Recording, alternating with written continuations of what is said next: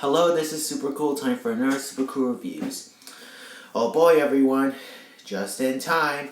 Happy Friday the 13th, because now we're in part 4 of this series.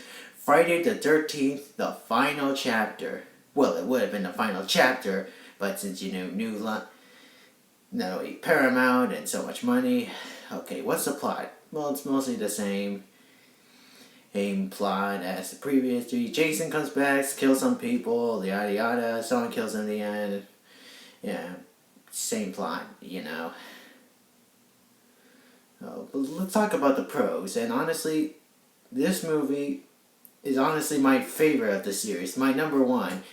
Yeah, it's weird because did one thing, just one thing the other films didn't do. They made the characters likable.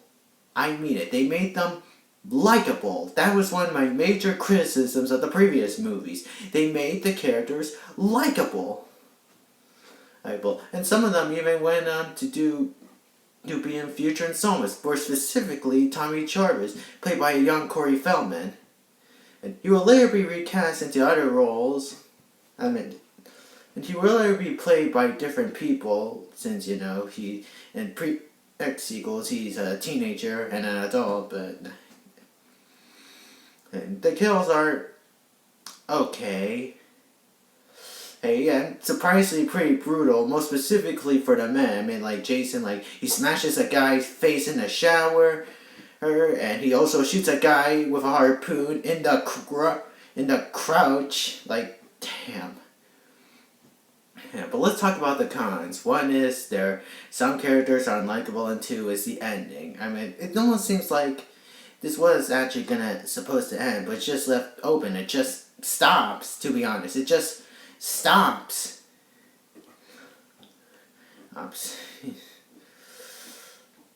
And there's almost... I got nothing on my mind. I'm going to rate Friday the 13th, the series so far. The first one, a 51 out of 100. The second one, 52 out of 100. The third one, 54 out of 100.